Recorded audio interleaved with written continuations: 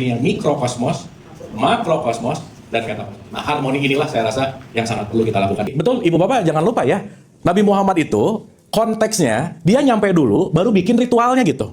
Betul nggak, Bu Pak? Nah, sekarang umatnya ritual mulu tapi nggak nyampe-nyampe gitu. Semuanya kudu, ideal, harus. Aduh, Ibu Bapak kalau punya sikap kudu, ideal, harus, Ibu Bapak mending ikut klub itu aja, udah. Allah tuh ceritanya pengen bikin panggung sandiwara besar, Bu. Nih, berarti perlu aktor-aktris. Nah, di casting, lahirlah kita. Berarti yang lahir di muka bumi ini aktor-aktris pilihan nggak kira-kira? Berarti di panggung sandiwara besar ini setiap aktor dan aktris punya castingnya masing-masing. That's it. Jadi Ibu Bapak, kalau pengen hidup lebih bahagia dari hari sebelumnya, satu aja. Jangan curi casting orang lain.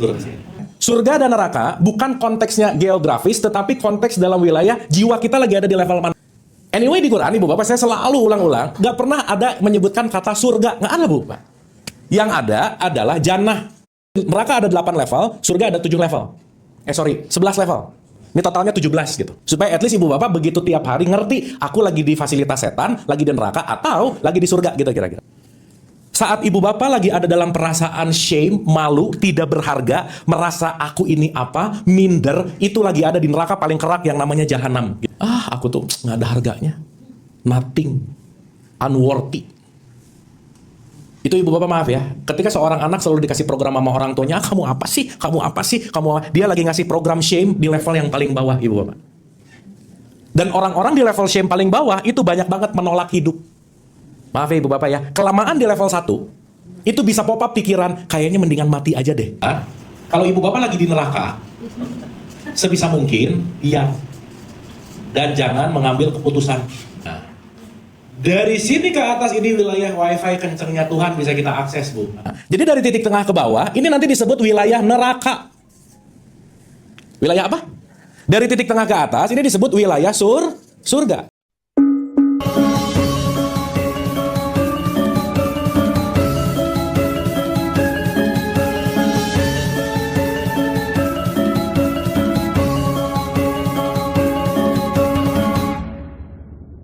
Spesial juga hari ini ada yang baru 50 wedding anniversary. Asik. 50 tahun.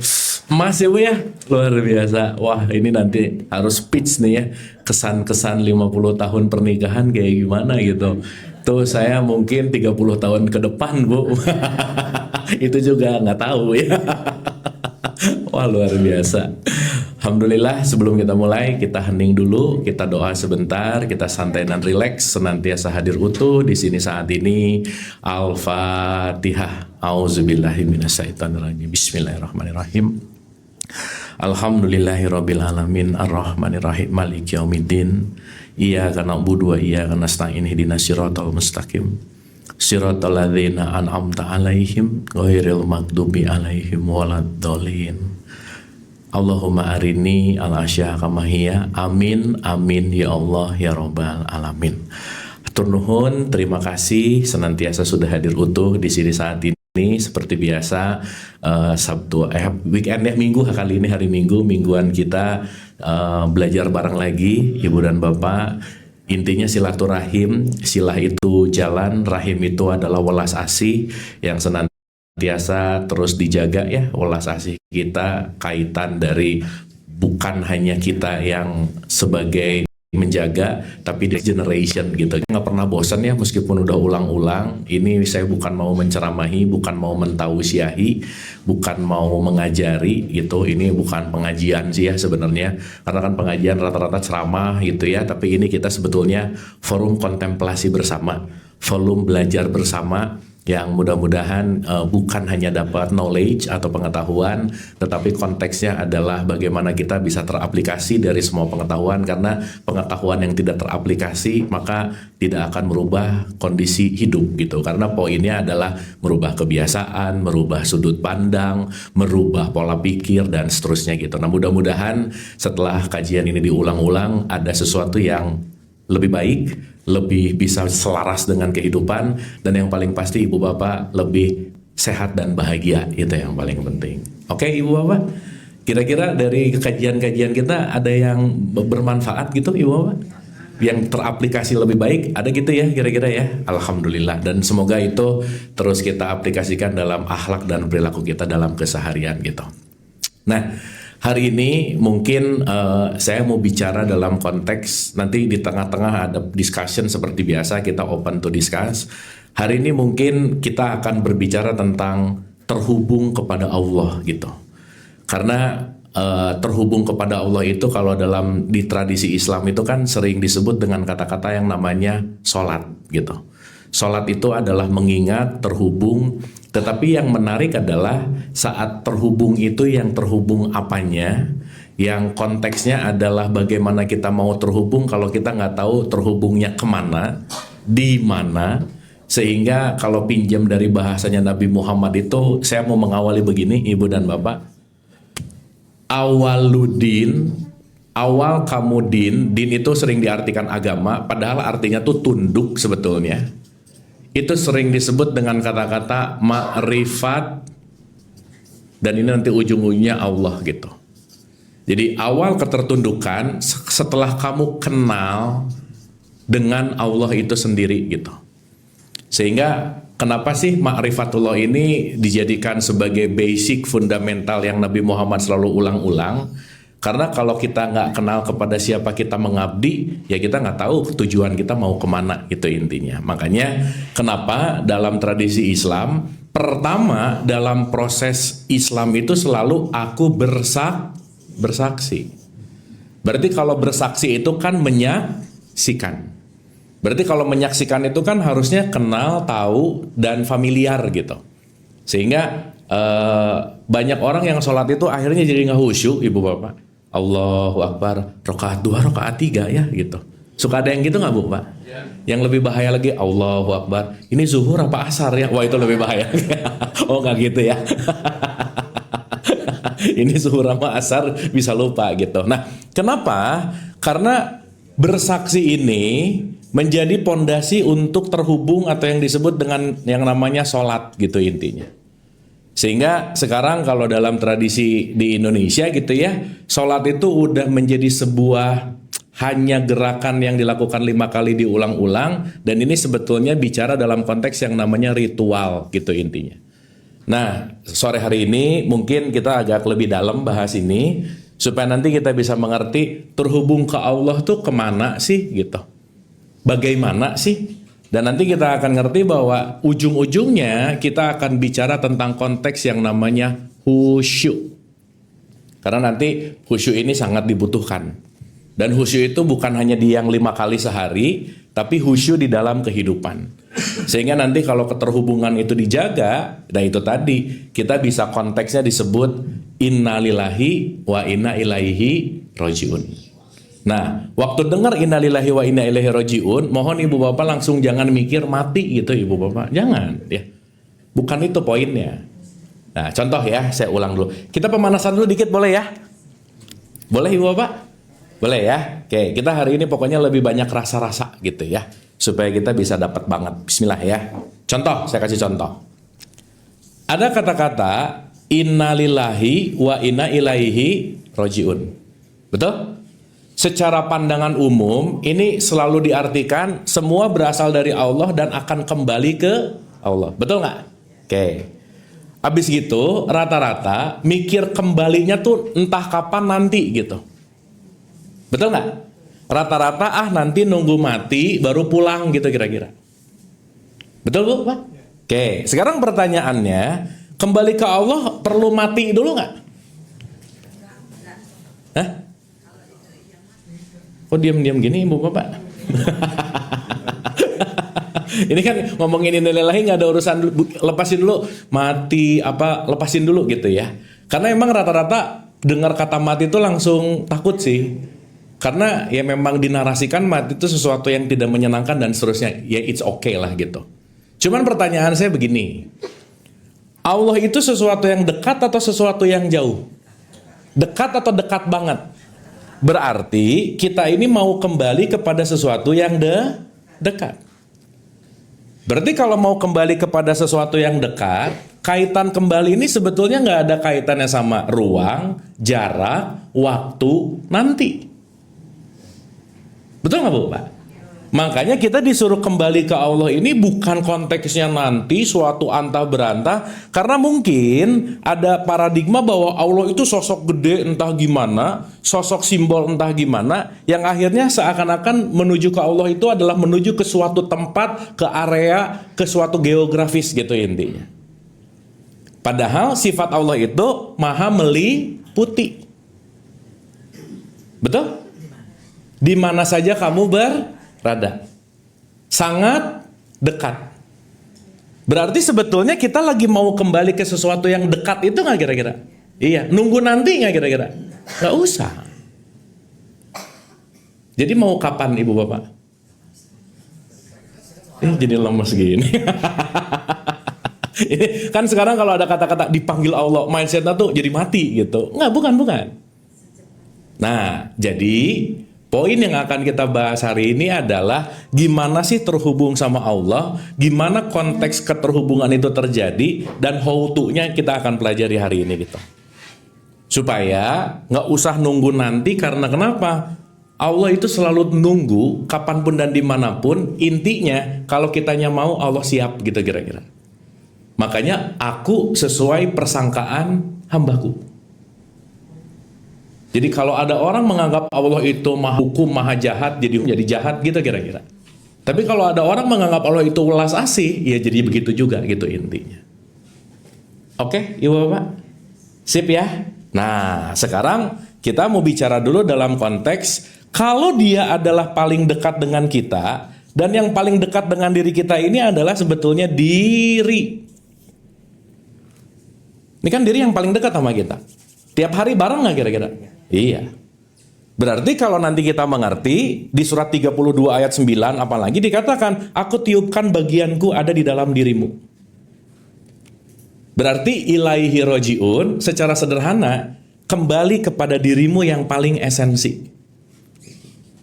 Diri sekarang bareng nggak bu pak? Iya dong. Berarti disuruh ilaihi rojiun, disuruh kembali ke diri yang sejati nggak kira-kira? Kira-kira? Ada barang sama kita nggak sekarang? Berarti detik sama kita nggak sekarang? Berarti detik ini bisa nggak kira?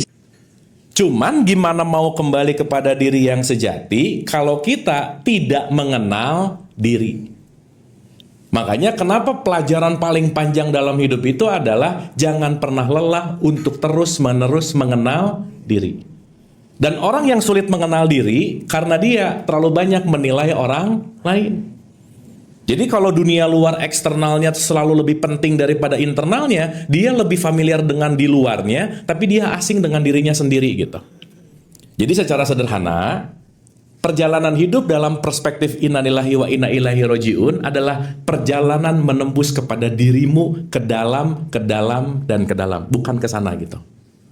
Kenapa? Karena Allah nggak pernah jauh dari kita. Di mana saja aku berada. Sampai sini oke? Oke? Aduh ini efek hujan jadi diam-diam gini ibu bapak oke ya? Efek hujan tuh lapar lebih cepat biasanya ya. Oke, bismillah ya, pelan-pelan ya, supaya nanti kita bisa mendeteksi gitu. Karena ingat ibu bapak, gimana mau kembali ke Allah kalau nggak mengenal Allah gitu kira-kira. Oke? Nah, saya mau memudahkan dulu ibu bapak. Dari kecil kita selalu dikatakan Allah itu sifat nomor 1 apa? Wujud. Makanya di surat 57 ayat 3, dialah yang awal dan yang akhir, dialah yang zohir dan yang batin. Mungkin sekarang lebih mudah untuk menggambarkan Allah karena teknologi udah maju, ilmu pengetahuan udah maju, jadi kita lebih mempermudah untuk melihat eksistensial Allah melalui pengetahuan-pengetahuan yang udah ada sekarang gitu. Saya kasih contoh, ibu bapak. Ketika kita mau melihat konteks yang namanya Allah itu wujud, kan di Al-Baqarah 115 selalu ada kalimat, kemana saja kamu menghadap, di situ wajah Allah. Betul nggak bu pak? Berarti kemana saja kita melihat, perwujudannya nggak kira-kira? Iya dong. Wujud. Berarti kalau wujud, itu pasti konteksnya adalah, kalau ada nama, pasti ada barangnya, gitu kira-kira. Sip ya. Nah, ini kita mudahkan dulu nih. Supaya at least dengan pendekatan ini, kita nanti ngerti, oh connect ke Allah tuh gitu kira-kira. Karena kalau kita nggak ngerti sejak lepas gitu ya, kadang-kadang nggak tahu gitu. Makanya ibu bapak mohon maaf ya, kenapa sholat, puasa, umroh itu hanya jadi ritual dan tidak membuat orang perilaku berubah secara signifikan? Karena keterhubungannya juga jadi nggak koneksi sebenarnya gitu. Jadi makanya orang ahli ibadah cuman menggugurkan kewajiban, tapi tidak masuk kepada esensial ilahiyah itu sendiri gitu. Nah, saya kasih contoh ibu bapak, supaya mudah nih ya. Allah itu sumber dari segala sumber, betul nggak kira-kira? Dan semua sumber hidup ini cuman satu, sering disebut dengan yang namanya energi. Apa bu pak? Berarti Allah itu adalah sang maha energi. Makanya energi itu tidak bisa diciptakan, tidak bisa dimusnahkan, dia hanya bisa dalam konteks yang namanya berubah atau bertransformasi gitu. Sampai sini oke? Kita makhluk energi nggak bu pak? Iya. Semua ada di sini energi nggak kira-kira? Iya banget. Berarti secara sederhana dia adalah sumber dari segala sumber energi. Dia adalah energi paling puncak. Dia adalah energi di atas energi. Gampangannya begitu. Sampai sini oke? Yang menarik, setiap energi itu pasti memiliki vibrasi. Setiap vibrasi pasti ada konteksnya yang disebut frekuensi. Jadi, untuk kita memudahkan konteks ini, keterhubungan sama Allah itu bukan masalah kata-kata, bukan masalah bahasa, bukan masalah ucapan, tapi satu bu pak. Ini lagi mau berbicara tentang konteks yang namanya gelombang. Apa bu pak? Gelombang. Contoh, saya kasih contoh. Contoh ya, supaya mudah nih. Ibu bapak mungkin familiar dengan radio analog yang diputer-puter gitu. Ada antenanya, betul? Sip. Kira-kira radio ini bisa bunyi kalau dia nerima satu gelombang nggak kira-kira? Iya. Si gelombangnya kelihatan nggak? Nggak. Tapi dari pusat, si penyiar ngomong di sini, penyiarnya entah di mana ngomong di sini, melalui gelombang, radio ini bisa didengerin di rumah kita masing-masing. Betul? Berarti konektivitas antara pusat atau headquarter station dengan radio dihubungkan oleh apa? Gelombang. Gelombang. Nah, sekarang pertanyaannya begini. Ibu bapak dulu radio favorit apa ya? Awas jawab RRI ya, jadul banget ya. Oh, Prambors. Ya Prambors lah ya, atau apalah. Sekarang saya mau nanya, kalau kita mau dengerin satu radio, saya pakai yang tahu aja ya, OS FM Bandung misalnya.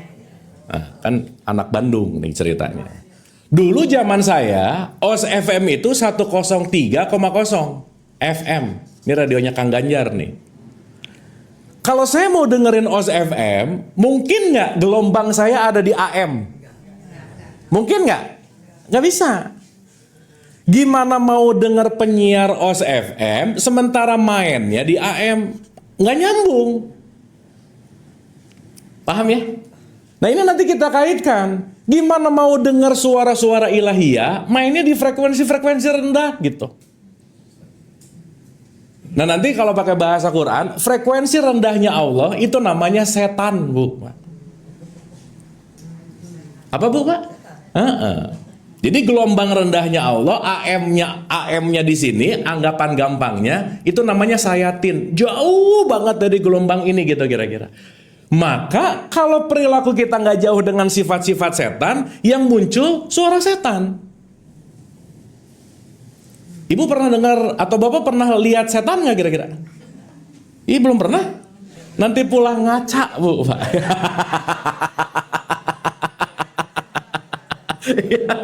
Ingatlah ya, setan itu gelombang. Jadi kalau mau digampangin, ada gelombang Allah, ada gelombang setan. Kalau radio ini connect ke AM gelombang setan, otomatis yang keluar apa? Setan. Suara setan apa sih bu, pak? kamu ngerasa lebih baik, ngerendahin, ngejelekin, julid, bete, ngelihat orang baunya ngerendahin mulu, ngomongin mulu. Kira-kira ibu bapak rasa-rasa itu ketika ngelihat orang suka ada nggak? Ih, lebih jelek, ada gitu-gitu nggak kira-kira? Ah, oh dulu ya, ya. Berarti udah mantan sekarang ya. Iya, ibu bapak maaf ya, setan selalu ngeluarin gelombang nggak? Allah selalu ngeluarin gelombang nggak? Iya. Jadi tinggal kita mau milih gelombang di radio kita ini mau bunyi gelombang ilahiyah atau gelombang setan, udah gitu aja. Oke Bu, Pak? Sip ya? Berarti, Ibu Bapak by the way, secara bahasa, definitif bahasa, setan adalah sesuatu yang menjauhkanmu dari gelombang Tuhan. Itu namanya setan. Atau nanti kita akan bahas, setan itu adalah gelombang-gelombang vibrasi-vibrasi rendah yang membuat kita akan berputar-putar di energi-energi rendah gitu kira-kira. Oke Bu, Pak? Salah satu sifat setan apa coba Bu, Pak? Kikir, pelit. Nggak mau nolong orang, ngelihat orang tuh ngelihat masalahnya mulu, ngelihat salahnya mulu. Nah udah, itu udah pasti gelombangnya mainnya di radio-radio setan gitu kira-kira. Jelas ya? Sampai sini oke? Berarti tiap detik, simpel, singkat cerita, kita dialirkan gelombang setan ada nggak? Dialirkan gelombang Allah ada nggak? Tergantung kita mau milih di FM atau di AM, itu pilihan kita masing-masing. Sampai sini oke? Sampai sini oke? Berarti Ibu Bapak maaf ya, kita ini semua radio-radionya Tuhan nggak kira-kira? Yes. Kenapa Allah bilang, aku hendak menciptakan khalifah di muka bumi, aku pengen bikin radio yang suara radionya tuh suara aku, kata Allah. Itu namanya khalifah. Berarti radio itu mewakilkan suaranya Allah, mewakilkan keinginannya Allah, dia cuma membunyikan gelombang-gelombang ilahiyah gitu kira-kira. Tapi manusia dikasih ego nggak kira-kira? Iya, maka Allah ngomongnya A, keluar jadi B. Allah ngomongnya B, keluar jadi C. Berarti kira-kira sefrekuensi nggak? Enggak. Maka ibu bapak, 5 kali sehari, itu sebenarnya kalibrasi tuning kita supaya pas sama FM-nya Tuhan gitu kira-kira. Sampai sini oke? Kira-kira kalau lagi sholat 5 waktu, Allahu Akbar, rokaat 2, rokaat 3, ini gelombang rada acak-acakan nggak Bu, Pak? Sibuk sama PIM lah, gancit lah, ini masakan lah, gitu loh Bu, Pak. Sehingga si gelombang-gelombang ini nggak pure connect ke gelombang ilahiyah. Kenapa? Karena gelombangnya nggak kuat. Sampai sini oke? Sampai sini oke? Sekarang saya tanya, kalau radionya mati, gelombangnya ada nggak? Nah, mulai. Kalau radio mati, gelombang tetap ada nggak? Ada, gelombang mah nggak pernah hilang ibu bapak, nggak pernah. Betul? Sehingga gelombang-gelombang dari FM-nya Allah dan AM-nya setan nggak pernah hilang sedetik pun dalam hidup kita. Berarti ibu bapak mau terkonek ke Allah atau ke setan, siapa yang milih? Sip. Berarti kalau kita melakukan kesalahan, boleh nyalahin setan nggak? Jangan, dia mah cuma ngiklan.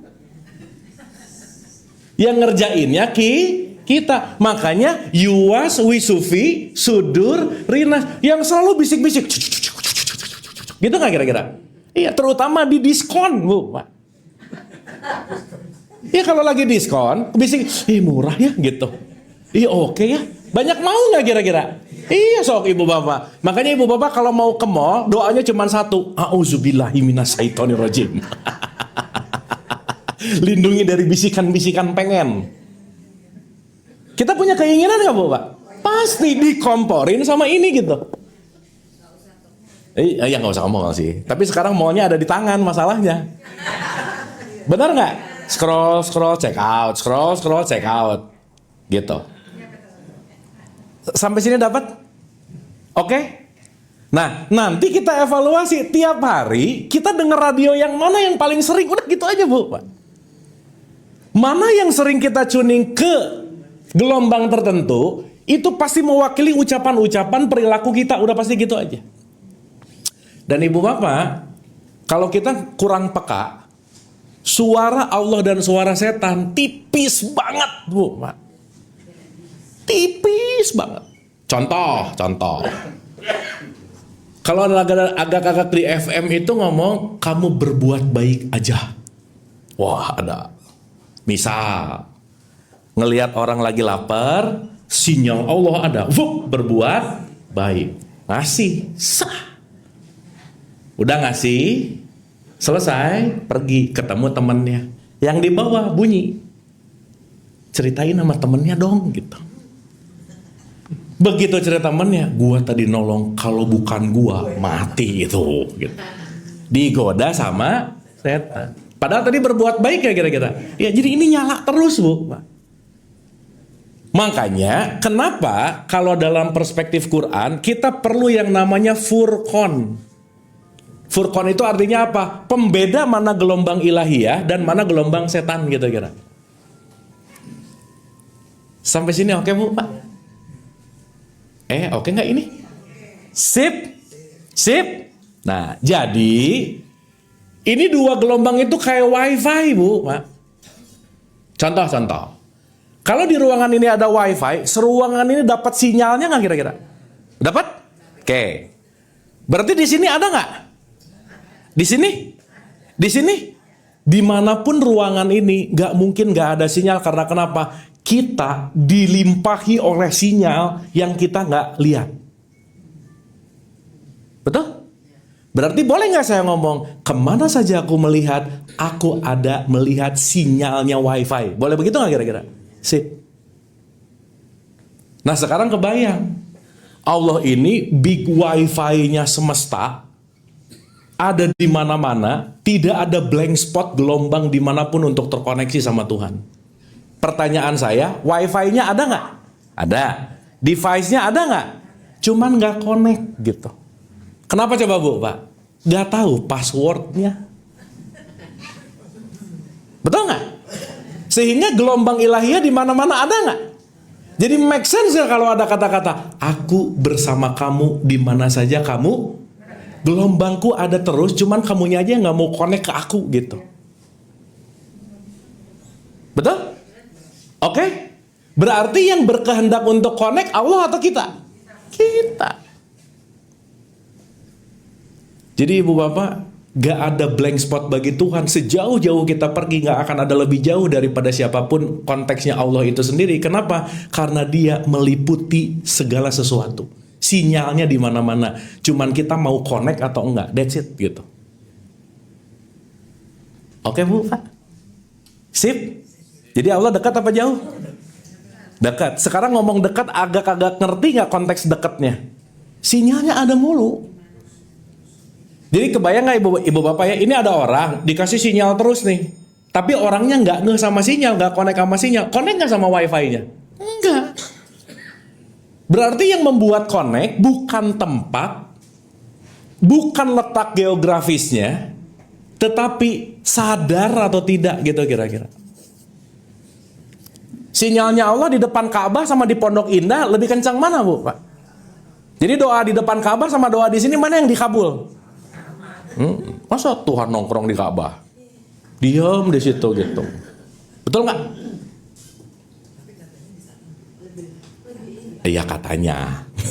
Tapi setelah ngerti ini, berarti Allah tergantung dari tempat atau tergantung dari sikap hati kita? Ini karena yang nanti akan terhubung ke sinyalnya Tuhan dikasih receivernya, namanya qalbu, hati.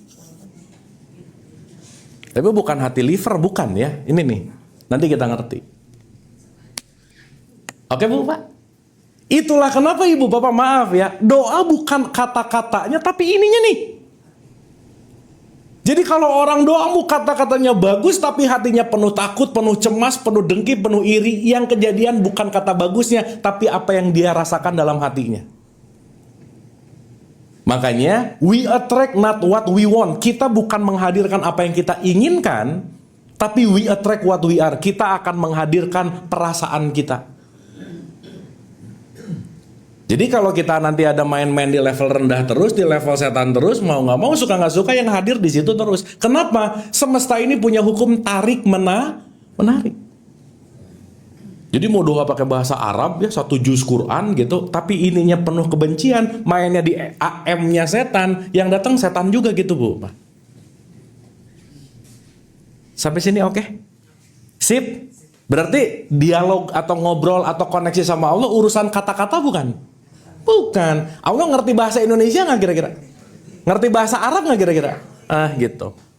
Tapi yang dimengerti bukan bahasanya, sikap hati. Makanya ada bahasa your feeling is your prayer. Perasaanmu adalah doa. Jadi kalau ininya nggak diregulasi, pancarannya di situ-situ terus. Makanya menurut HeartMath Institute, Ibu Bapak, hati kita ini, saya sebut hati aja supaya gampang ya, dia memberikan gelombang-gelombang energi ke sekitar kita. Ini namanya torus. Jadi ibu bapak maaf ya, once ibu bapak lagi bete kesel, yang keluar bete kesel gitu. Sekitar bisa ngerasain loh. Pernah nggak ibu bapak ngerasain ada orang lagi nggak enak, lagi nggak nyaman meskipun dia nggak ngomong? Pernah nggak kira-kira? Iya, kenapa? Karena dia memancarkan gelombang. Dan gelombang ini yang beresonansi untuk saling terhubung nanti gitu. Makanya apa yang disampaikan dalam torus gelombang ini, itu yang akan terjadi dalam realitas kehidupan kita. Oke Bu, Pak? Oke nggak ini? Sip. Berarti si 5 waktu itu untuk ngeberesin si kolbu kita nggak kira-kira? Iya, supaya ingat-ingat jangan main di rendah-rendah lah gitu. Karena kalau main di level-level rendah, nanti saya udah bikinin listnya tadi, saya waktu nunggu udah nyatet ya. Ibu bapak nanti kalau perlu catatannya nanti saya kasih. Tapi at least tahu dulu, ngerti dulu konteksnya bahwa betapa perlunya kita tahu kita lagi ada di gelombang mana gitu intinya. Sampai sini oke? Jadi Allah dekat apa jauh? Dekat atau dekat banget? Kenapa? Sinyalnya ada mulu. Nggak pernah ada lost blank spot, nggak ada Bu, Pak. Anyway, ibu bapak maaf ya, ini untuk diulang-ulang. Kalau semesta segede kertas putih ini, ibu bapak, semesta segede kertas putih ini, bumi segede gini nih, cetek, kecil nggak? Pondok Indah segede apa? Kita segede apa? Iya, ya udah satu aja. Jadi nggak usah ngerasa penting-penting amat lah, gitu kira-kira. Kenapa? Karena kita dalam lautan sesuatu yang gak terbatas. Itulah waktu sholat kita menyadari Allahu Akbar. Gede banget, enormous gitu. Gede, segede-gedenya. Untuk menyadari bahwa quote and quote we are nothing. Kenapa? Saat nanti kita menyadari itu, kita akan masuk kepada frekuensi-frekuensi yang oke gitu kira-kira. Sampai sini oke Ibu Bapak? Sip? Jadi semua orang bisa terhubung sama Allah nggak? Bisa nggak? Dikasih device-nya nggak? Dikasih receiver-nya nggak? Iya, makanya ibu bapak mau terhubung sama Allah nggak perlu lewat calo, nggak usah. Ya nggak perlu lewat orang ketiga lah. Kan ibu maaf ya, sekarang ada yang hanya melalui saya bisa terhubung dengan Tuhan, gitu. Iya. Tapi berarti kita punya hubungan bisa langsung nggak kira-kira? Makanya bahasa yang selalu saya ulang-ulang, kalau distributor utamanya ada di sini, ngapain ngambil barang dari subagen gitu kira-kira? Oke? Sip? Oke nggak ini Ibu Pak? Dapat ya? Pak? Benar Pak. Terima kasih Kang Abu. Ya. Islam atau sholat itu kan pertama adalah Nabi. Sekarang contoh sebenarnya dari awalnya itu dia sudah memberikan contoh. Dia itu masuk ke dalam gua Hira berdialog dengan dirinya sendiri. Tuh. Disitulah dia mendapatkan jawaban. Nah jawaban itu dipakai oleh umatnya yang kemudian menjadi umatnya. Dan sebenarnya juga dia itu pada awalnya kan tidak salat, belum ada. Baru kemudian ritualnya. Baru setelah turun bahwa diharuskan sholat, terjadilah dogma-dogma yang akhirnya menghambat manusia. Karena apa? Karena di dalam pemikiran atau dogmanya itu semua itu hanya mengharapkan ya pahala sama neraka atau surga lah mudahnya. Betul. Nah, jadi sebenarnya setiap saat itu kita bisa sholat, nggak usah di dalam 5 waktu. Melihat apalagi sekarang Quran kan hanya sebagian daripada hukum-hukum Allah yang banyak sekali. Dari kejadian hukum-hukum itu aja sudah mencerminkan, atau kita bisa harus kalau orang sudah punya kesadaran. Jadi yang utamanya adalah kesadaran dulu, bukan di dalam sholat itu. Ini pemahaman saja, Kang Bu. Itu aja dulu apa? Makasih, Kang Bu. Makasih, Pak. Betul, Pak. Jadi memang kadang untuk kita masuk ke level pemahaman tinggi, memang perlu di bawahnya disebut visual yang dilakukan dalam bentuk yang namanya ritual sih, memang. Ini jembatan aja sih sebetulnya. Nah, jadi kalau nanti kita ngerti, betul Ibu Bapak jangan lupa ya, Nabi Muhammad itu konteksnya dia nyampe dulu baru bikin ritualnya gitu. Betul nggak Bu Pak? Nah, sekarang umatnya ritual mulu tapi nggak nyampe-nyampe gitu. Betul tadi. Kenapa? Karena merasa setelah ritual dapat pahala lah, surga lah, dan seterusnya. Hanya puas di wilayah-wilayah ritual. Tapi nggak apa-apa juga sih, kan pilihan ya. Cuman maksud saya, masa sih kita mau ada di level-level ini terus gitu kira-kira? Oke? Sip? Paham ini? Paham? Dah, saya ulang ya, ulang. Berarti kata kuncinya, keterhubungan sama Allah perlu ruang waktu nggak? Enggak. Hanya memerlukan fokus, radionya nyalain, tuning ke FM, FM-nya pasin dengan frekuensinya Tuhan. Selesai. Karena kalau nggak pas satu aja, si 1033, itu pasti suaranya gitu. Makanya recalibrating tuning ini itu yang dilakukan dalam konteks si ritual tadi gitu intinya. Ingat loh Ibu Bapak betul tadi. Sholat itu bukan hanya urusan yang 5 waktu, tetapi setelah 5 waktu kita menjadi wakil-wakil suaranya Allah dalam menyuarakan radio-radionya Allah atau enggak gitu kira-kira. Makanya di dalam Al-Maun dikatakan fawailul lil musallin. Celakalah orang yang sholat. Maka yuk supaya kita nggak celaka, supaya kita betul tadi hanya dalam konteks yang namanya visual ritual, tetapi hubungan keterhubungan ini konteks intinya adalah bagaimana sikap dari gelombang hati kita gitu intinya. Oke ya Ibu Bapak ya. Nah ini bentar lagi ada bahan untuk kita cek and recheck ke dalam Bu. Kita dimudahkan dengan penelitian-penelitian kekinian. Dengan penelitian-penelitian kekinian ini, at least kita tahu aku ada di level apa, di gelombang apa, di frekuensi apa. Supaya nanti kita bisa waspada gitu. Karena kalau kita nggak tahu ukurannya, kadang-kadang ya udah. Ya pernah ada pertanyaan gini nggak? Sholat aku diterima nggak ya sama Allah? Pernah gitu nggak pertanyaannya? Diterima tuh gimana sih gitu? Betul nggak? Apakah sholat satu diterima apa? Kan sebetulnya bukan masalah itu gitu. Tetapi poin pentingnya adalah apakah si ritual ini membawa aku lebih terhubung kepada Tuhan di dalam frekuensinya Tuhan. Di dalam frekuensinya Allah. Oke Ibu Bapak. Sip ya. Jadi saya mau garis bawahi nih. Kita mau main di FM atau AM yang menentukan siapa? Aku. Oke? Jadi nggak bisa nyalahin siapa-siapa, nggak bisa, gitu. Itulah kenapa Ibu Bapak kita nggak pernah bisa ngerubah siapapun di luar diri kita. Itu adalah objek di luar kontrol kita. Jadi hal yang paling perlu kita lakukan dalam hidup, nggak usah terlalu sibuk mengontrol sesuatu yang kita nggak bisa kontrol, udah gitu aja. Nanti kalau terlalu sibuk mengontrol sesuatu yang nggak bisa kita kontrol, yang terkontrol jadi tidak termanage gitu. Jadi kita start with apa yang bisa kita kontrol. Jadi yang bisa kita kontrol orang lain atau diri sendiri? Diri sendiri. Ya. Nah, saya membagi 2 Ibu Bapak. Dalam skala ini kita akan membagi ada wilayah dari titik tengah ke atas dan dari titik tengah ke bawah.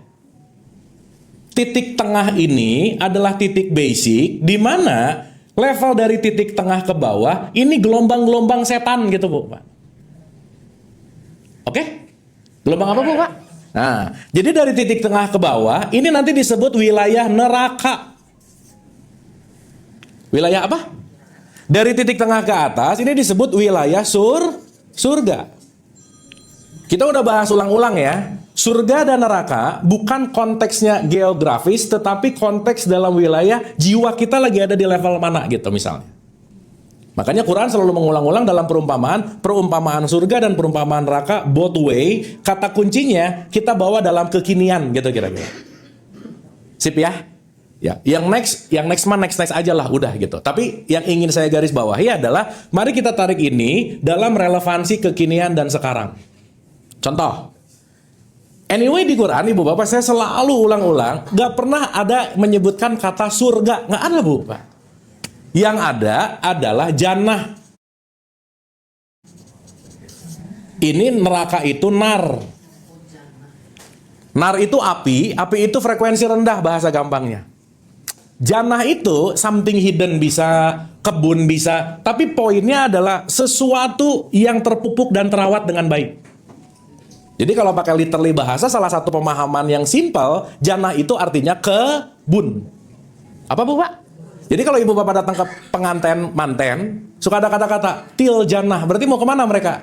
Ke kebun tuh di depan. Sip ya. Cuman ya diartikan di romantisme nanti akan ada apa? Nggak apa-apa lah, udah. Tapi kita sekarang bawa ke realitas yang mudah untuk kita pahami, mudah kita ukur gitu kira-kira. Oke? Sip ya? Nah, ini saya sering sebut dengan konteks yang namanya facility. Ibu Bapak maaf ya, orang naik bisnis kelas sama ekonomi fasilitasnya beda nggak? Beda. Lebih mahal udah pasti lah. Sip ya? Nah, bayar ekonomi pengen dapat fasilitas bisnis, nggak bisa. Berarti kita akan sesuai dengan fasilitas tempat di mana kita berada. Jadi kalau misalnya dari titik tengah ke bawah, fasilitasnya namanya setan gitu kira-kira. Dari titik ini ke atas, nanti paling puncak, gampangannya aja dulu. Fasilitasnya namanya adalah fasilitas Allah. Maka Allah itu, setan itu, frekuensi rendahnya Allah namanya setan. Jadi nanti ini bicara tentang spektrum sebetulnya. Makanya Ibu Bapak maaf, yang menciptakan setan siapa? Yang bikin setan? Allah. Betul nggak? Berarti Allah menciptakan setan, menciptakan spektrum yang bawah untuk kita latihan nggak kira-kira? Yes, karena kalau nggak ada setan, kita tidak terlatih. Jadi setan pelatih ulu nggak Bu Pak? Iya, Ibu Bapak kalau nggak ada setan, nggak pinter, nggak jagoan, nggak tough gitu. Jadi sama setan harus terima kasih nggak Bu Pak? Harus terima kasih nggak? Karena atas setan lah aku jadi belajar. Adam kalau nggak ada setan, belajar nggak dia? Enggak. Gara-gara setan lah Adam jadi belajar. Berarti setan ada fungsinya nggak? Itulah Allah selalu mengatakan, aku menciptakan segala sesuatu itu tidak ada yang tidak berfungsi. Gitu. Oke? Sip? Jadi setan perlu ditemenin nggak? Enggak gitu ya. Sip. Mau gimana mau ditemenin orang udah jadi ya gitu ya. Tapi nggak apa-apa sih. Dah. Oke ya Ibu Bapak ya. Dah. Semua ini saya mengambil pendekatannya dalam level emosi. Karena emosi itu part dari jiwa atau nafs. At least Ibu dan Bapak akan ngerti Ibu Bapak lagi ada di level emosi rendah atau emosi tinggi. Gampangannya gitu aja dulu. Saat dia emosi tinggi disebut power. Power itu potensial. Potensial itu nanti dalam bahasa Arab disebut malaikat. Pernah dengar malaikat ya? Awas, malaikat bukan putih ada sayap cik. Bukan. The potensi yang ada di dalam diri kita itu namanya malakut. Malakut atau malak atau malaikat. Nanti kita bahas lebih dalam.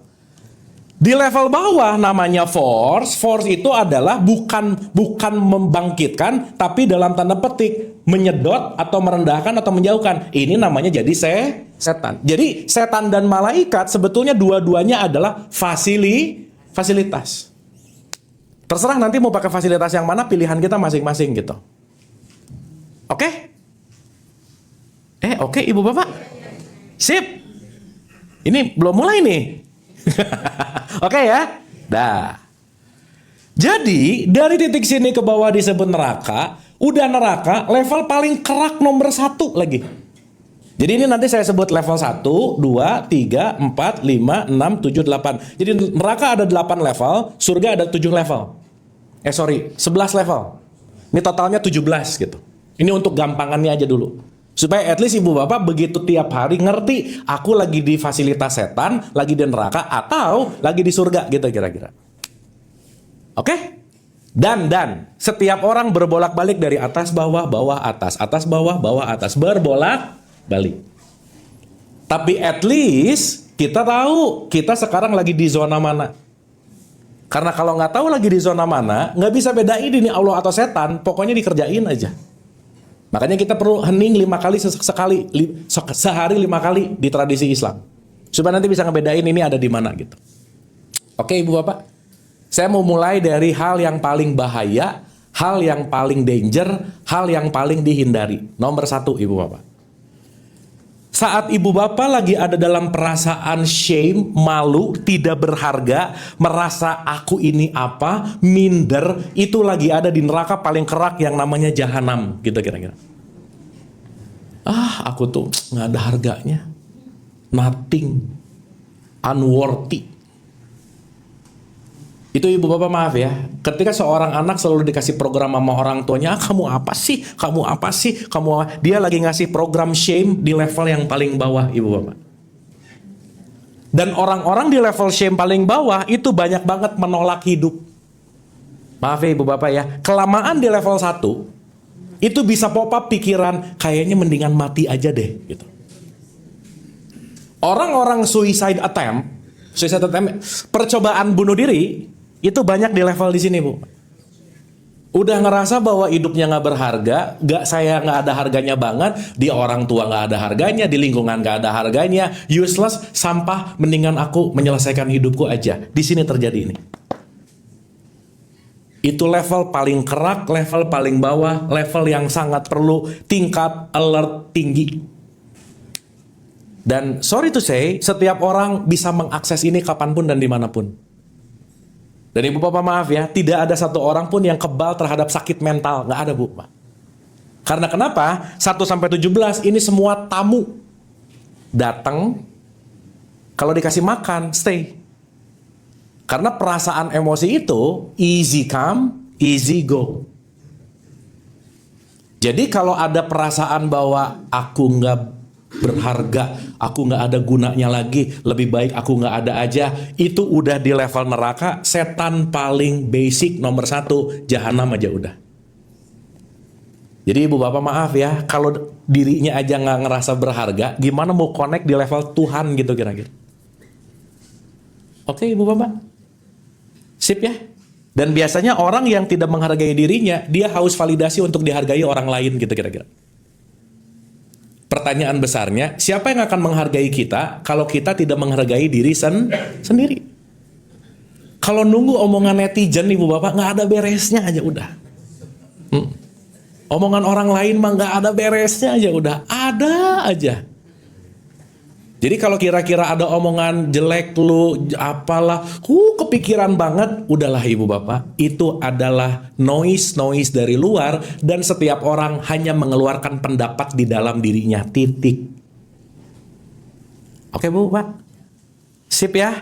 Makanya ada satu quotes keren banget, kamu memang tidak sempurna tapi kamu berharga. Jangan lupa itu. Meskipun gak ada orang yang menghargai kita, kita cukup untuk appreciate self. Contoh-contoh. Orang yang ketika dijelekin, marah, benci, iri, dengki, dia lagi appreciate self nggak kira-kira? Enggak lah. Diisinya pakai racun terus. Yo, jangan lupa loh ya, nanti di level-level atas nih. Menahan marah dan benci 5 menit, sistem imun tubuh kita mati 6 jam. Jadi kalau sekarang memilih untuk tidak memaafkan, memilih untuk dendam, memilih untuk dengki, memilih untuk ngoceh-ngoceh, marah-marah, misuh-misuh, berarti kita lagi memelihara diri nggak kira-kira? Tanpa sadar kita lagi destroying self. Karena kenapa? Semua sumbatan-sumbatan emosi pasti membentuk penyakit fisik. Pasti, Bu, Pak. Makanya pengarang hukum ini, namanya David Hawkins, dia melepaskan emosi-emosi negatifnya, penyakitnya sehat, sembuh dan lepas. Meskipun ya ada medik udah pasti gitu. Tapi poinnya adalah semua sumbatan emosi berpotensi membuat sistem konteks diri imun salah satunya itu pasti chaos gitu. Oke Bu, Pak? Sip? Kok jadi malu-malu gini Ibu Bapak? Oke nggak ini? Awas diam-diam gini di level ini lagi ya, jangan. Lagi mikir. Sip, oke ya. Skip ya Ibu Bapak ya. Begitu ada di sini, dah, jangan lama-lama. Jangan lama-lama. Yang kedua Bu, Pak. Ini nggak kalah bahayanya. Naik satu level, itu disebut konteksnya feeling guilty too much. Terlalu merasa bersalah. Aduh, gara-gara saya nih dia jadi gini. Kalau saya nggak gitu, aduh ini memang hanya salahku. Nyalahin diri mulu kerjaannya tiap hari Bu. Feeling guilty terus. Dan Ibu Bapak maaf ya, once ini udah jadi habits, ini jadi program loh Bu Pak. Maka orang yang banyak feeling guilty itu pasti banyak nyalahin orang lain. Nyalahin aja udah. Gara-gara. Jadi victim. Jadi terasa korban terus gitu. Oh, orang yang feeling guilty Ibu Bapak ngerasa bahwa yang paling menderita sedunia tuh gua gitu. Saya suka bilang sama orang-orang yang di level ini, tenang aja. Disakiti suami, disakiti istri, ditinggalin apa. Tenang, kenapa? Temennya banyak yang gitu, yang lain juga banyak yang gitu. Dong nggak usah ngerasa paling gimana-gimana lah gitu. Iya. Dan yang paling bahaya dari feeling guilty itu adalah konteksnya mau menghancurkan Bu Pak. Jadi dua level ini itu kecenderungan orang suicide attempt itu tinggi sekali gitu. Dan Ibu Bapak maaf ya, banyak orang nggak sadar dia sering di sini tiba-tiba meledak aja udah. Dan lucunya yang tiba-tiba meledak kebanyakan orang baik Bu Pak. Iya. Orang baik yang banyak menumpuk perasaan. Orang baik itu kecenderungannya people pleaser Bu Pak. Dia sangat susah bilang enggak. Dah. Gini, oke. Gini, oke. Padahal di sininya mangkal nggak cocok gitu, tapi oke aja semuanya. Jadi Ibu Bapak, satu skill yang perlu kita latih juga ya. Please say no kepada sesuatu yang nggak nyaman di dalam perasaannya. Kenapa orang susah bilang say no kepada sesuatu yang nggak suka? Karena dia selalu terlalu banyak say yes kepada yang nggak penting gitu Bu Pak. Sama yang nggak penting yes saja semuanya. Padahal di sininya mangkal. Bisa jadi karena dogma, doktrin, harus, moralitas. Pokoknya diiyahin aja udah. Padahal nanti lama-lama meledak di sini gitu. Oke Bu, sip ya. Dan itu semua ada recordingnya. Dan jangan lupa Ibu Bapak, tubuh kita merekam semua emosi. Your body keep the score. Tubuh tuh nggak pernah lupa emosi yang nempel Bu. Jadi ini saking canggihnya tubuh gitu. Semua levelnya kerekam di sini. Ya, makanya Ibu Bapak, gerak tubuh perlu olahraga, gerak mental perlu olah perasa. Itu semua konteksnya nggak bisa lepas satu sama lain gitu kira-kira. Makanya maaf ya Ibu Bapak, orang rajin spiritual apa, tapi makan nggak dijaga, minum nggak oke, tidur nggak oke, olahraga nggak, ininya nggak beres gitu. Makanya dalam setiap agama pasti ritual ada gerak tubuhnya. Kenapa? Semuanya regulasinya seimbang antara jasmaniah, badaniah, dan ruhaniah gitu kira-kira. Oke Ibu Bapak? Jadi Ibu Bapak please, kalau Ibu Bapak lumayan rajin feeling guilty, kalau bisa lepasin. Udah jangan feeling guilty lah. Nah maaf ya, orang yang feeling guilty naik satu level jadi apatis. Apatis itu apa sih? Masa bodoh. Alah udah. Orang yang apatis itu cenderung putus asa. Nyerah gitu Bu. Udahlah, gak bisa. Udahlah. Udah gak peduli. Yang ini gimana? Terserah. Konteksnya adalah apa? Apatis. Nah Ibu Bapak, 1, 2, dan 3 ini penyumbang banyak penyakit kronis. Jadi kadang maaf ya Ibu Bapak, saya sering ngobrol sama psikiater, psikolog. Banyak orang nggak sadar dia punya bibit-bibit ini yang udah lama, yang nggak diregulasi. Tahu-tahu stadium 4 aja udah.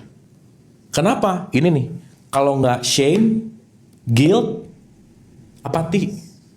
Shame, guilt, apati. Pokoknya kalau udah nggak ada hopeless. Di Qurannya Ibu Bapak bahkan, orang yang putus asa disebut orang kafir Bu. Iya. Jadi kafir tuh bukan urusan beda agama, beda itu bukan. Saat kita putus asa, berarti kita lagi putus dari kasih sayang Allah gitu kira-kira.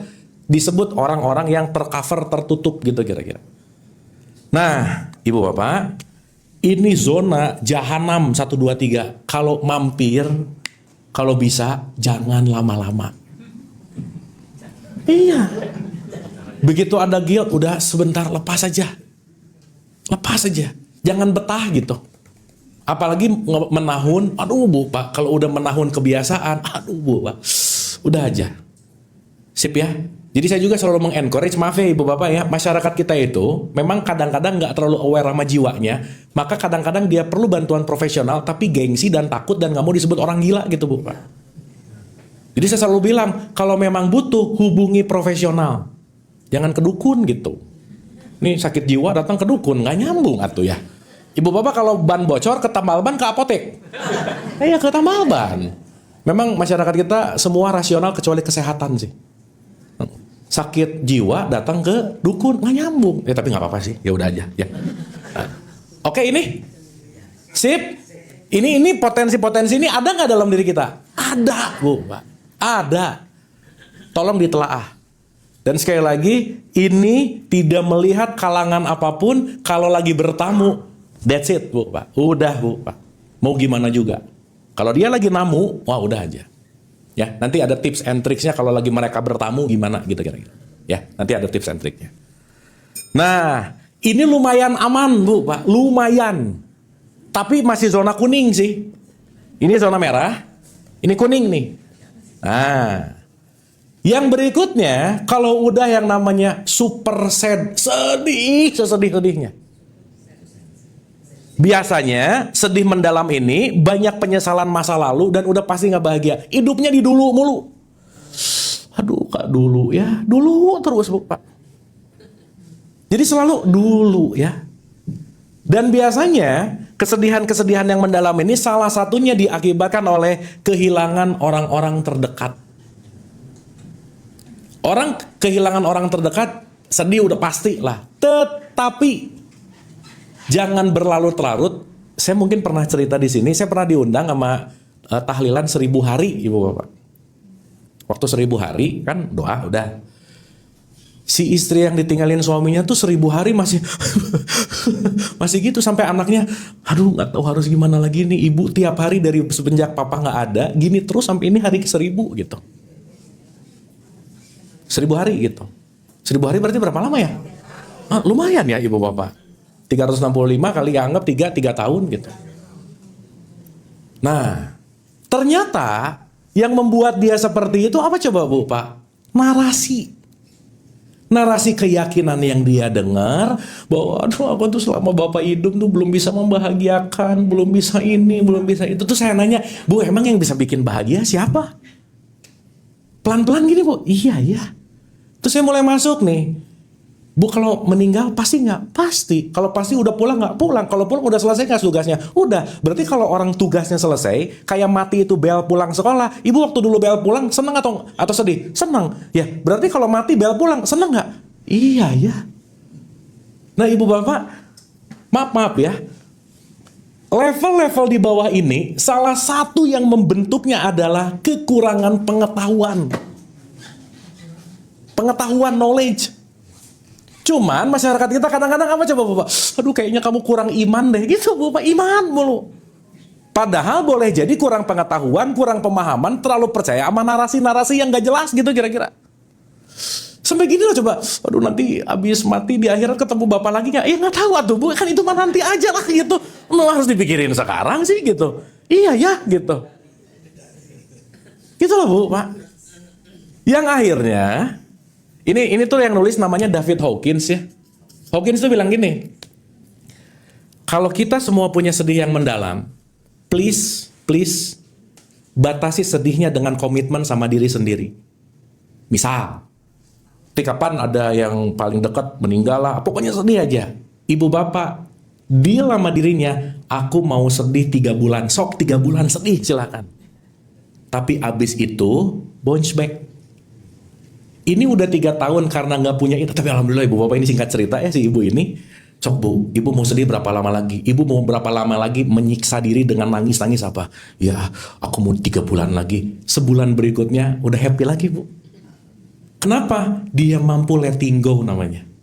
Ya udah, letting go aja. Memang mati mah pasti, life must go on, nggak ada yang bisa ubah.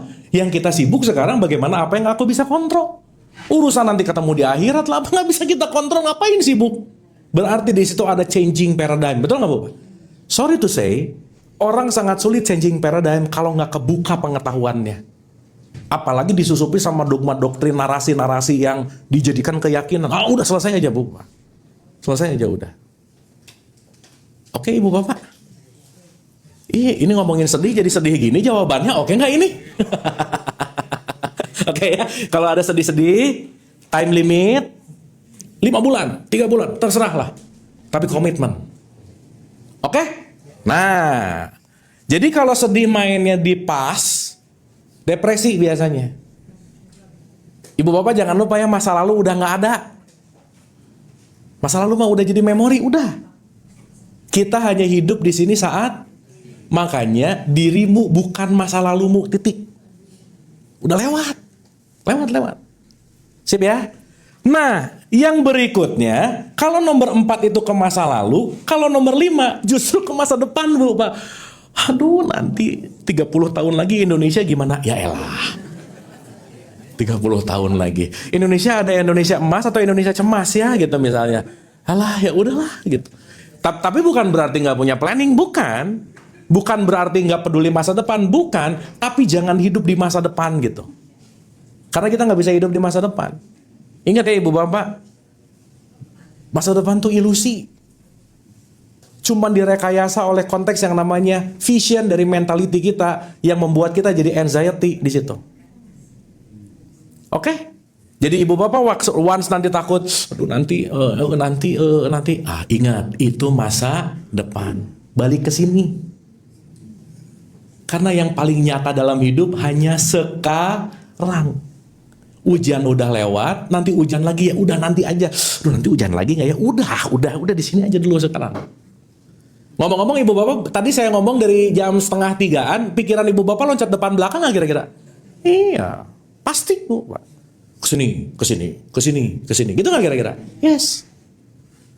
Ke memori, ke imajinasi. Ke memori, ke imajinasi. Makanya kita disuruh shut down sebentar, stay right here right now. Itu namanya wushu.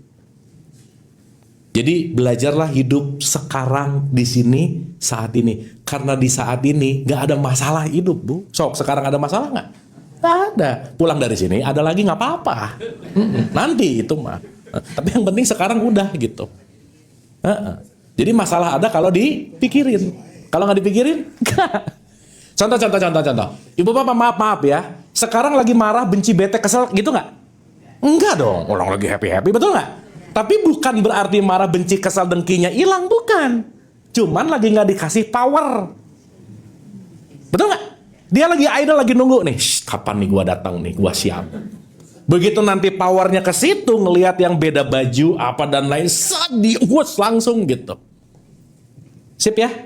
Maka setiap pikiran tidak berdaya kalau kita nggak ngasih power kepada pikiran itu. Jadi Ibu Bapak kalau udah mulai kesel, marah, pengen ngomongin orang, diam dulu. Iya. Kenapa? Kalau langsung dikasih power, langsung bereaksi nggak kira-kira? Nah, muter-muter lagi di sini nanti. Oke? Sip? Paham ya? Ya. Jadi sedih ke masa lalu, takut ke masa depan. Dah, ini duet maut Ibu Bapak. Aduh, udah aja. Duet maut. Nah, nomor 6 Bu, Pak. Nomor 6 itu lebih baik dari nomor 1. Jadi Ibu Bapak, mending banyak pengen daripada malu-malu. Udah gitu aja. Karena nomor 6 itu terlalu banyak keinginan. Aduh, keinginannya banyak banget. Hasratnya tinggi banget. Dan kalau nggak kejadian, marah. Ini nih ya, tipikal nomor 6 harus sekarang pokoknya. Udah aja Bu, Pak, selesai, udah. Pokoknya maunya A, harus detik ini ada. Itu di level setan nggak Bu, Pak? Jadi kalau lagi gitu, lagi jadi apa? Kudu aja. Anyway, Ibu Bapak maaf ya, ini saya ulang-ulang cerita nggak pernah bosan. Beberapa bulan yang lalu saya ketemu sama teman-teman anxiety se-Indonesia Raya, 500 orang Bu, Pak. Iya, Yayasan Anxiety Indonesia. Di dalamnya orang anxiety semuanya. Iya. Mungkin ada yang berminat. Nanti saya teleponin ketuanya. Ibu Bapak menarik loh. 90% dari orang-orang NZT yang kumpul kemarin, ya, punya satu kesamaan sikap terhadap hidup. Apa coba Bu Pak? Perfeksionis. Dah. Semuanya kudu, ideal, harus.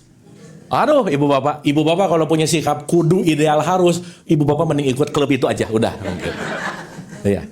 Kenapa? Karena pasti kalau nggak ini di sini nih, takut, keinginan. Makanya ketakutan ini naik satu level itu adalah di keinginan terus gitu kira-kira. Kalau nggak dapat sekarang, selesai aja udah. Ini marketing kan pinter banget mainin emosi di sini, Bu, Pak. Iya, 99, 10, 10, 11, 11, gitu nggak kira-kira? Aduh, FOMO nih kalau nggak sekarang gimana nih Anda beli? Gitu nggak kira-kira? Iya, berarti marketing pakai sistem setan nggak, Bu, Pak? Kalau nggak itu nggak laku. Karena dia memainkan emosional kita gitu. Sip ya? Oke ya? Jadi Ibu Bapak hati-hati sama keinginan yang berlebihan, akhirnya jadi hasrat, jadi melekat, attachment. Kalau nggak punya kepikiran, aduh belum punya, aduh udah punya, pengen lagi yang lain.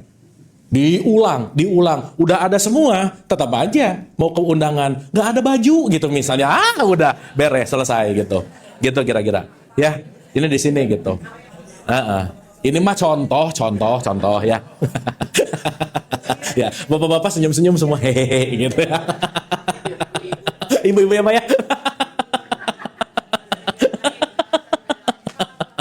Ya, paham ya Ibu Bapak ya? Jadi Ibu Bapak ingat 22 ayat 52 Quran, 2252. Setan akan masuk melalui menggoda dengan keinginan. Jadi tiap keinginan di situ setan masuk gitu. Sip ya, makanya keinginan belum tentu kebutuhan, belum tentu. Yang paling menyiksa kebutuhan atau keinginan? Keinginan. Yang bikin susah hidup itu hidup atau gaya hidup? Jadi banyak gaya temenan sama siapa? Setan. Iya, gitulah kira-kira ya. Tapi bukan nggak boleh gaya, bukan. Ya, cuman jangan terjebak melekat oleh gaya. Feel tampil oke, bagus, mantap gitu. Sip, Ibu Bapak? Dapat ya? Oke. Dah ya. Nah, naik satu level itu marah, Bu, Pak. Level emosi yang namanya marah. Marah itu ada kebencian dan agresif. Gitu. Kayaknya ini nggak usah dijelasin ya Ibu Bapak ya. Nggak kelihatan ahli gitu. Udahlah, nggak usah dijelasin ya. Kayaknya udah master gitu ya. Nah, mungkin kalau gelar udah S3 semua di sini ya. Oke ya. Satu level dari marah itu pride. Aduh Ibu Bapak, hati-hati sama pride.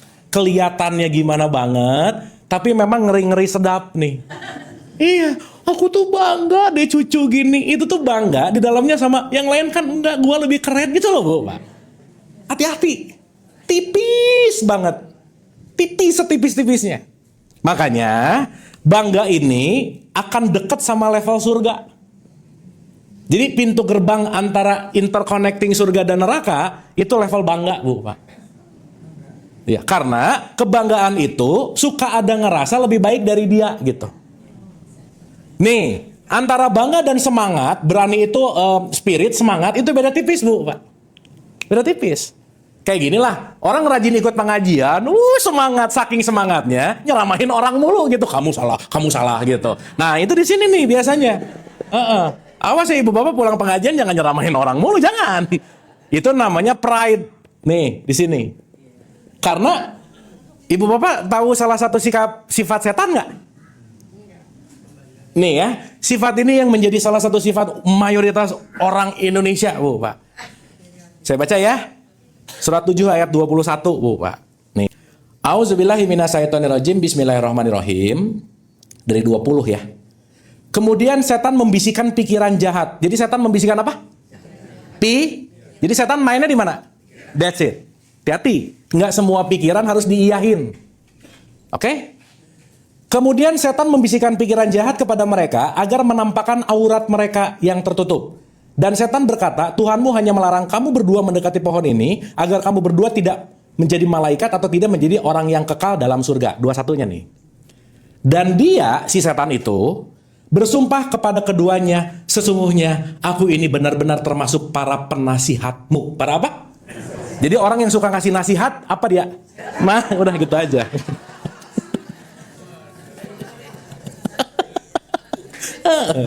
Dan para penasihat ini udah pasti ada di akad nikah, Bu, Pak. Udah pasti, sok cek. Kita tampilkan penasihat pernikahan, bener nggak? Nah, yang ngomong setan pasti, Bu. Makanya saya kalau diundang, Kang Abu jadi penasihat pernikahan, gak mau, gitu. Saya cuma sharing aja, kenapa? Karena saya bukan setan, gitu. Kenapa? Karena menasihati ada pride, ada bangga, yang konteksnya bisa ngehina atau sombong. Tahu ya kata-kata yang sangat familiar sekarang di WhatsApp grup keluarga? Sekedar mengingatkan, nyebelin banget. Udah aja. Ini sekedar ngingetin deh gitu ya. Itu kayaknya turun dikit kurang. Udahlah Bu, Pak. Itu ribet aja udah. Sip ya. Jadi hati-hati antara pride dan brave, antara bangga sama berani. Beda tipis-tipis banget nih. Set gitu. Nah, ini ending dari level neraka. Jadi Ibu Bapak, sehari-hari gak bisa kabur dari sini Bu Pak. Gak bisa, udah. Ya, ada bangga. Tapi mudah-mudahan sih Ibu Bapak, mudah-mudahan kalau bisa, ya paling banter-banter di takut lah gitu. Jangan sampai sini banget Bu, Pak. Kalau bisa. Tapi memang gak bisa diatur juga sih. Tapi kalau bisa kita punya threshold, batasan di sini aja kalau bisa. Oke Ibu Bapak. Nah, nanti ada tips and triknya. Tapi Ibu Bapak ini relate nggak sama keseharian? Kerasa nggak? Nah gitu. Suka ada nggak? Sip. Jadi Ibu Bapak begitu sekarang udah mulai sadar, ada nih. Berarti lagi di neraka. Yang kedua lagi jadi setan. Itu aja dulu. Itu aja dulu. Ya, supaya nanti. Tenang Ibu Bapak, ini nanti saya susunin. Ibu Bapak pokoknya tinggal baca aja. Saya kirim. Tapi dibaca nggak? Awas dikirim di koleksi doang lagi ya. Tenang. Ini sudah saya susunin. Pokoknya Ibu Bapak tinggal baca enak aja udah. Ya, dah. Nah, sekarang kita masuk versi surga. Baru ini jannah Bu. Ini neraka panas di sini nih. Hawanya udahlah gitu kira-kira. Nah, ini baru levelnya jannah. Satu, jannah yang paling basic itu adalah courage atau berani. Courage gitu. Semangat. Ibu Bapak jangan lupa semangat itu gratis. Nggak bayar. Jadi kalau semangat aja repot, lupa bahwa itu gratis nggak bayar. Meskipun maaf ya Ibu Bapak, maaf banget. Orang anxiety sama depresi fix paling nggak suka dikasih nasihat Bu Pak, udah titik aja. Kita nggak tahu lagi ngomong sama orang anxiety atau apapun, makanya berusaha untuk nggak ngasih nasihat. Satu. Yang kedua, kalau kita nggak ngerti dia lagi ada di level bawah, Ibu Bapak, orang di level 1, 2, dan 3, dan 4 di level bawah, ini bensin emosinya kalau di mobil, bukan empty, emergency. Empty mah 0 tuh. Ini emergency. Berarti baterainya itu low bat banget. Jadi kalau udah tahu dia di level bawah, jangan, ayo semangat. Nggak perlu. Cuman perlu ditemenin, dengerin, titik. Dah. Ayo, udah. Orang dia lagi habis kok. Ini yang lucu lagi di level ini, kamu rajin tahajud dong, boro-boro pengen tahajud, Bu. Dan suka aneh-aneh gitu. Kayaknya kamu kurang iman deh, bukan itu gitu poinnya. Nah, mending dengerin, karena dia sangat membutuhkan ini nih, pendengaran untuk didengarkan. At some point Ibu Bapak, buat teman-teman yang di level low ini, hanya speak up, didengarkan tanpa penilaian, itu jadi power buat mereka. Karena maaf banget nih ya, once kita melihat dengan tatapan dan pendengaran judgment, justru malah membuat mereka jadi tidak paham dan tidak mengerti gitu kira-kira. Oke? Sip ya? Dah, naik satu level, kalau udah melampaui berani, masuk ke netralitas Bu Pak. Nah, ini mulai bersaksi nanti. Kalau netralitas itu, melihat itu seapa adanya. Jadi kalau seapa adanya, berarti nggak terlalu cepat mengambil penilaian judgment. Dah, saksikan dulu, lihat dulu, supaya clear thinking. Saat clear thinking, keputusan kita pasti lebih baik, gitu kira-kira. Oke Bu, Pak. Makanya kenapa di Islam nomor 1 disuruh bersaksi nggak kira-kira? Disuruh bersaksi atau disuruh percaya nomor 1? Saksi. Disuruh bersaksi atau disuruh menilai? Bersaksi. Jadi kalau ada apa-apa, coba saksikan dulu, dengar dulu, lihat dulu. Diam komen, diam dulu aja. Lihat dulu. Kenapa? Siapa tahu begitu lihat, salah lihat, komen duluan. Bisa nggak Bu, Pak? Bisa. Salah baca, posting duluan. Bisa nggak kira-kira? Bisa. Itulah kenapa Nabi Muhammad dapat pencerahan di tempat hening, Bu, Pak. Karena menghening itu nanti kunci.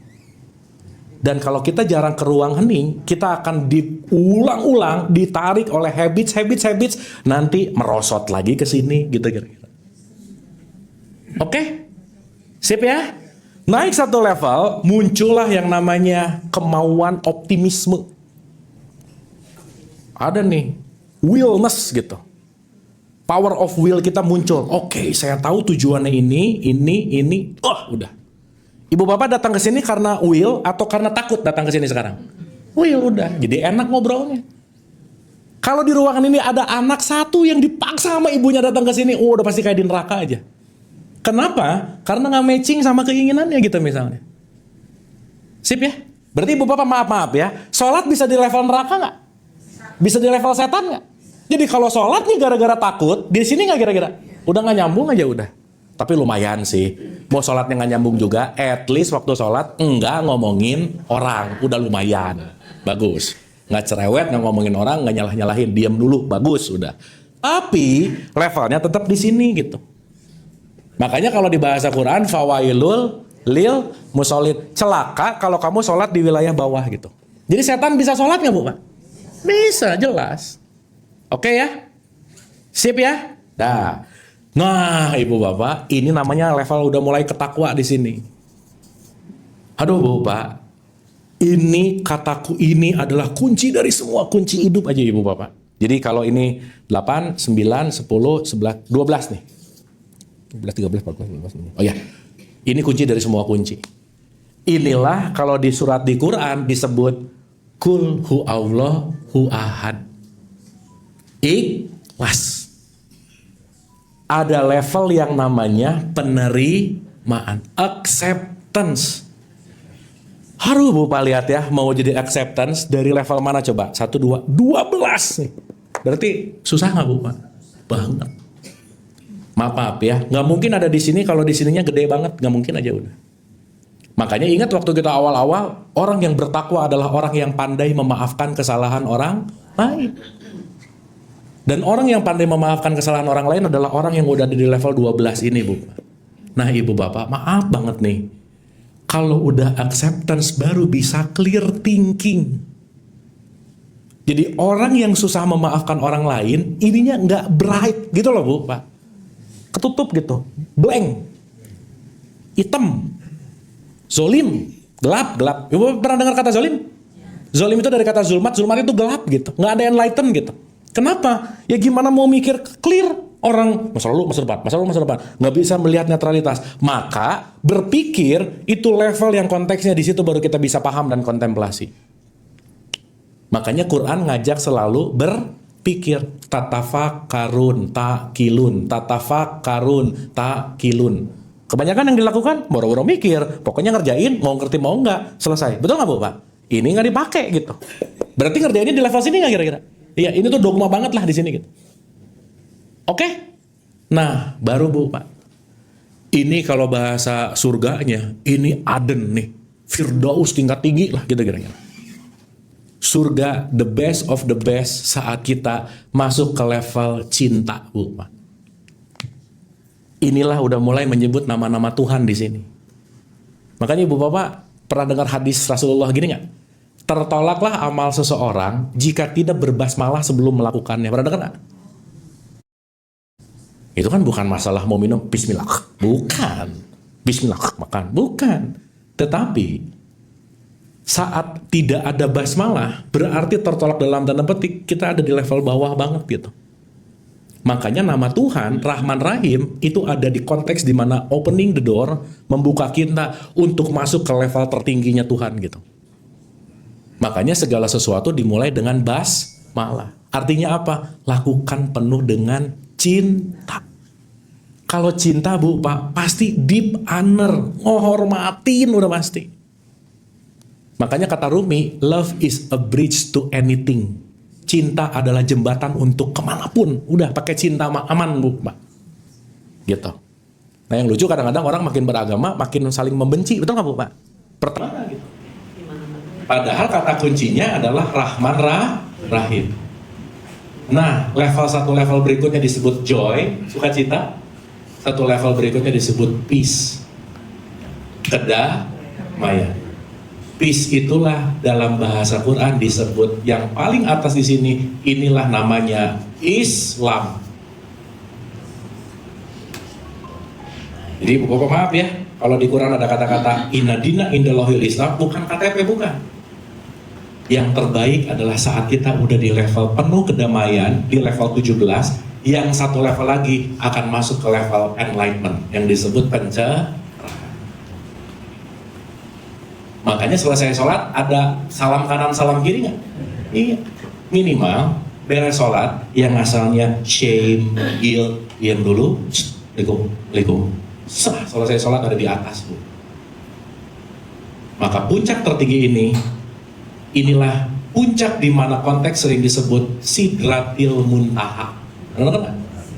Nabi Muhammad pernah dengar Isra Mi'raj nggak? Mi'raj itu bukan langit, bukan tapi dari level bawah ke sini nih. Nah ini yang disebut Mi'raj.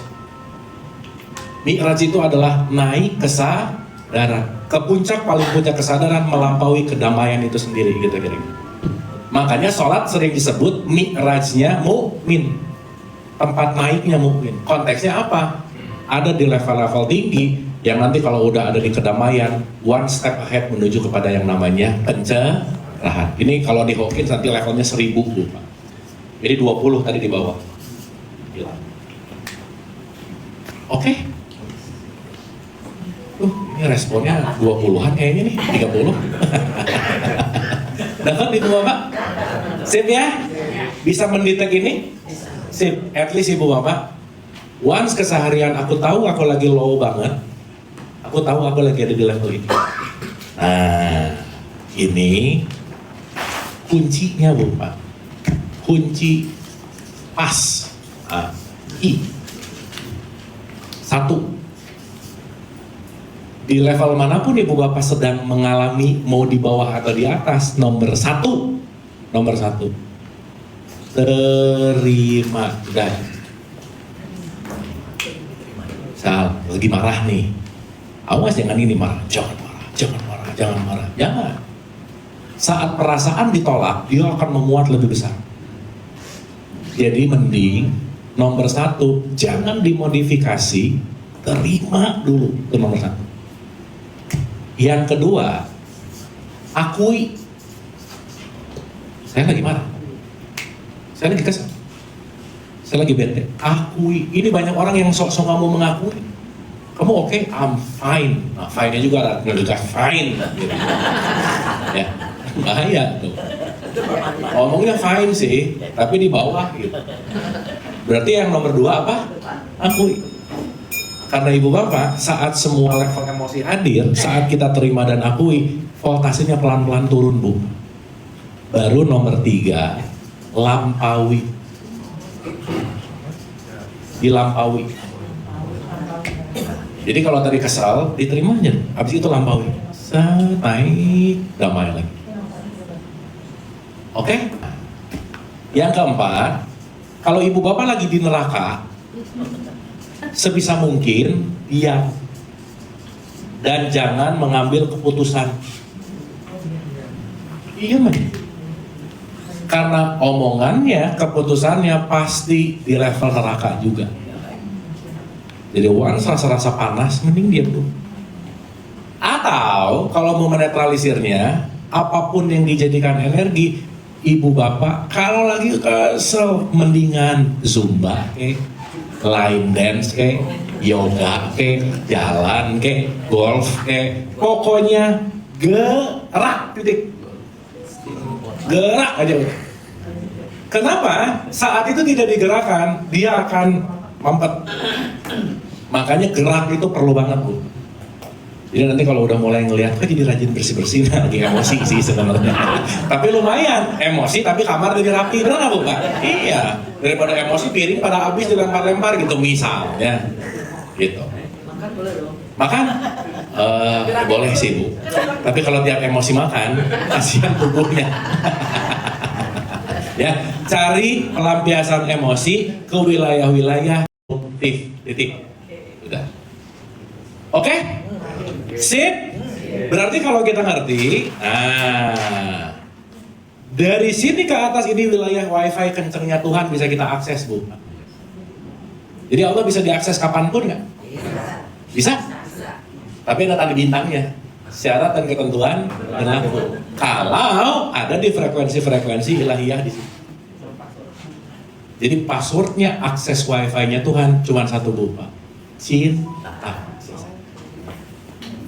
Once pakai cinta di mana-mana, itu akses tanpa batas untuk download atau apapun lah, streaming, apapun itu, untuk kita bisa terakses dengan koneksi-koneksi siaran-siarannya Tuhan. Oke? Mangga, Pak. Kok, Pak? Tadi dikatakan bahwa semua itu kan ada energi. Jadi setan dan malaikat itu ada energi juga. Betul. Dan itu ciptaannya dia dan sudah diberikan kepada diri kita. Artinya di dalam diri kita memberi kehidupan, saya menyebutnya sudah energi kehidupan. Nah, artinya tinggal kita yang memakai, apakah kita memakai kata setan atau kata malaikat, tergantung dari pikiran kita. Jadi kita sendiri, bukan bisikan kalau pemahaman ya. Nah, disinilah artinya nanti terkumpul karena energi itu yang menghasilkan usaha. Energi kehidupan kita yang memberikan kepada pikiran sistem-sistem yang tadi dikemukakan bisikan-bisikan itu, sehingga nanti akan terkumpul energi yang sudah dipakai itu dikumpul di dalam energi kehidupan kita. Akhirnya nanti kadar dari energi kita, ya itu yang disebut kadarnya surga, kadarnya nanti di neraka. Jadi kalau udah di kadar itu, artinya otomatis dia sudah dengan mudah. Tapi untuk mencapai itu sebenarnya tingkatannya itu latihan dulu dalam kehidupan sehari-hari, itu mengurangi sifat-sifat siriknya, irinya segala macam. Nah, disitulah terkumpul karena semua itu terpakai oleh pikiran. Pikiran itu yang tadi saya ungkapkan bahwa memakai energi, terkumpullah di energi kehidupan kita. Jadi utama dari semuanya itu sebenarnya energi itu yang sudah Kang Abu tadi kemukakan, dan tadi juga Kang Abu kan mengungkapkan bahwa semua itu adalah pikiran yang dari kita sendiri. Jadi tergantung kita nih mau pakai bisikan setan, mau apa ya kita aja sendiri gitu Kang Abu. Nur. Mungkin ada tambahan pertanyaan dari saya. Kan kalau tadi dikatakan itu tergantung kita semua. Ibaratnya kan radio tadi. Radio itu kan ada bikinan Amerika, Jerman, Cina, dan sebagainya. Yang mana kualitasnya pun beda-beda. Nah, sehingga kalau manusia ini kan setahu saya diciptakan tidak ada yang sama, kan berbeda. Nah, kalau saya diciptakan dari radio Cina, mungkin wifi saya lemah, jadi nangkepnya juga nggak akan dapat kan gitu. Nah, bila mana ini terjadi, kan apa yang jadi kunci yang coba kita lakukan, karena kapasitas kita nggak mampu untuk melakukan itu. Berarti kan tergantung lagi dari Allah kasih kitanya apa. Hingga kita berkutetan di pikiran yang setan list tadi. Nah, itu bagaimana? Ya, makasih Pak. Yang jadi menarik adalah kita tidak bisa menentukan kita dibuat di mana sih Pak, itu nomor satu. Karena itu adalah something given, saat itu made in USA, made in China, atau made in Indonesia. Sehingga kalau ini kita sebut sebagai jasmaniahnya kita, memang semua konteks jasmaniah memiliki perbedaan dan setiap apapun ada yang disebut unik dan autentik gitu kira. Itu satu. Sehingga Pak, yang terbaik dari semua apapun yang diinginkan oleh Tuhan sebetulnya bukan hasilnya A, B, C, tapi menggunakan apa yang given ini, do the best yang bisa kita lakukan dengan memaksimalkan apa yang sudah digivenkan sama Tuhan gitu kira-kira. Itu sih poin besar. Sehingga saat kita sekarang memiliki kapasitas A lah, B lah, C lah, dengan capability ini yang bisa kita lakukan seperti apa? Karena kenapa? Tidak ada satu radio pun yang similar sih sebetulnya Pak. Kalau mau dianalogikan pakai radio. Itulah kenapa 8 miliar manusia di muka bumi ini punya 8 miliar autentik dan uniqueness yang semuanya memiliki karakteristik dan peran yang beda-beda di semesta raya ini gitu. Sehingga ujung-ujungnya adalah bagaimana kita berperan sebaik-baiknya dengan segala bentuk apa yang sudah digivenkan oleh Tuhan. Untuk kita konteksnya adalah menjalankan kehidupan ini selaras dengan semua sistem yang sudah dihadirkan gitu. Sementara gitu, simpel nih. Sehingga maaf ya Ibu Bapak ya, saya selalu ulang-ulang. Contoh. Ini saya pakai analogi aja biar gampang ya. Allah tuh ceritanya pengen bikin panggung sandiwara besar Bu. Nih, berarti perlu aktor aktris kan? Nah, di casting lahirlah kita. Berarti yang lahir di muka bumi ini aktor aktris pilihan nggak kira-kira? Berarti di panggung sandiwara besar ini setiap aktor dan aktris punya castingnya masing-masing nggak? That's it. Jadi Ibu Bapak, kalau pengen hidup lebih bahagia dari hari sebelumnya, satu aja, jangan curi casting orang lain. Itu rahasia. Kenapa? Karena setiap pemeran pasti punya perannya masing-masing. Nah, PR kita adalah cari tahu peran kita apa sebaik-baiknya, sehingga kita bisa berperan di panggung sandiwara ini dengan peran yang sebaik-baiknya. Sementara gitu. Tambahan lagi Kang Bu. Tadi Ada aman. tadi dikemukakan bahwa Tuhan menciptakan manusia segala macam. Sebenarnya kan sudah ada hukum alam, hukum semesta yang sebenarnya energi itu yang akan kembali lagi.